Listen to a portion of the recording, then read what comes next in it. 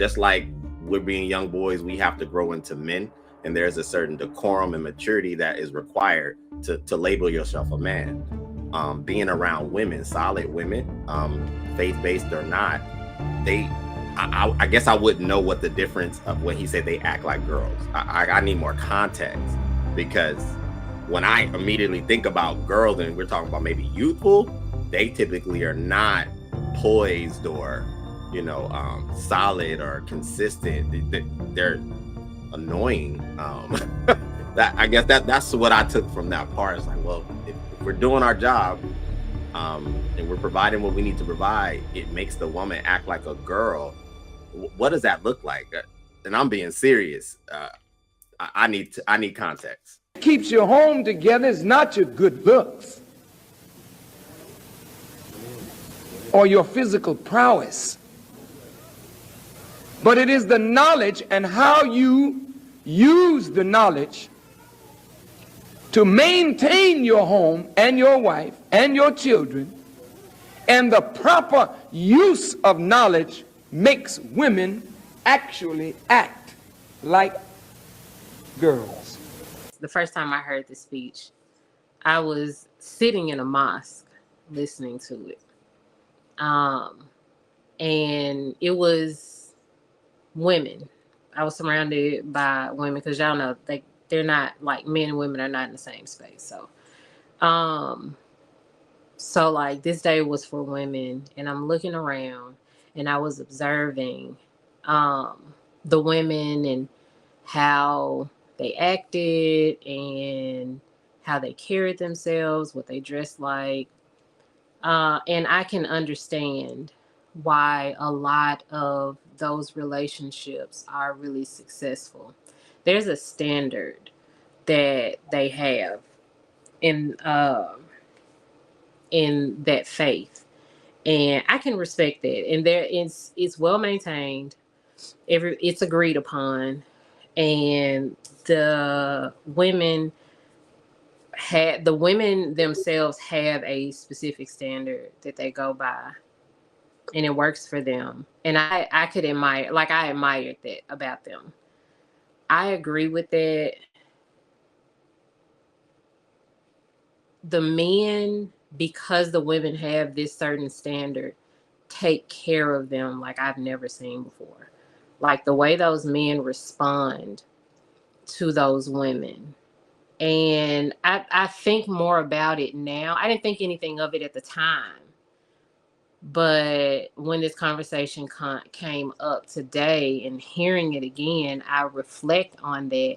And I just kind of have to agree. There's a certain standard for those women. There's also a certain standard for those men in those relationships that I have seen. I can't speak on all of them, but the relationships that I have witnessed, those are some of the most solid relationships I've ever seen. Personally. I happen to agree with him.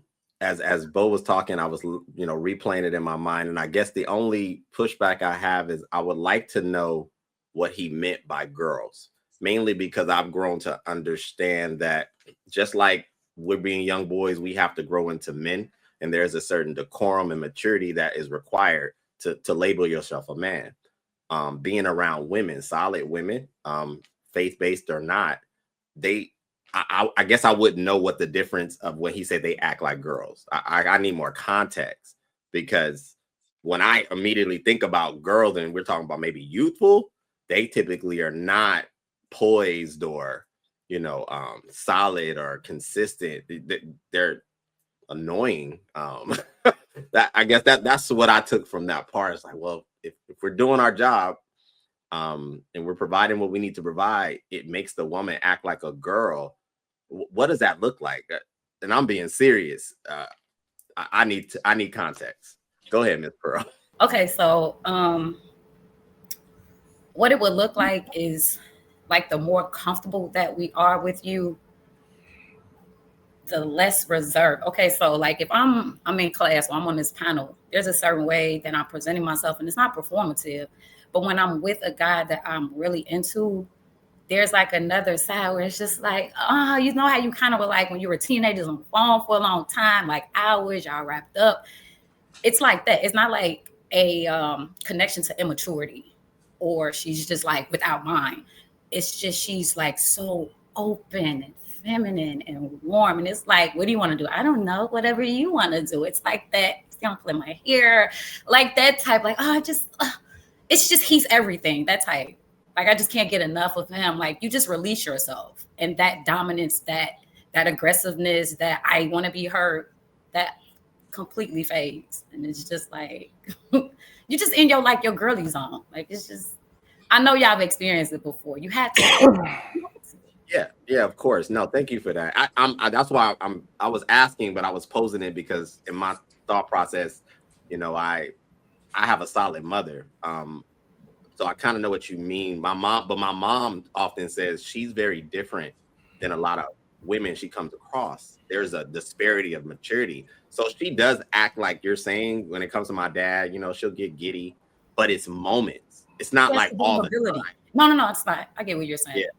Yeah. But it's only with him. It's that reservation. Like, it's just for your dad. Like, she's not, nobody else is going to catch her necessarily in that mode or those moments necessarily. She's jovial. The way that she is with your dad and only your dad. Yeah, for sure. Oh, that was it. Miss Pearl answered it. I was just gonna let him know what it was, but she got to it first. So, I would actually have to watch it again, but I can give my definition up. I was letting my I was trying to regain some energy. There was a little bit of a parasite around that was really sucking the life out of me. So as I Not too much. gather, but it's not too much. I can speak from my experience. Not enough. Um, as I was saying, yeah, my energy was being sucked dry from a bit of a parasite. So, but a woman that's well maintained, I would imagine that a woman is um she's healed in the mind, somebody who is positive and enthusiastic, someone who has the ability to be taught and led, the ability to keep a good attitude, mainly, someone who's encouraging and wants to teach, someone who, depending on who your God is, puts that first. Someone who loves children, someone who is comfortable with herself and vulnerability. I imagine when I think of a well maintained woman, I think one that's not so damaged. That's what I think of. I hope I'm paraphrasing what he's saying correctly. The more you know, the more you can do. If you properly apply what you know, the more you can do, the more you can benefit a woman. The more you can benefit a woman, the more comfortable she'll be. Great, fantastic. I agree. The girl piece, I'm a little lost. I personally find girls annoying to a stratospheric degree.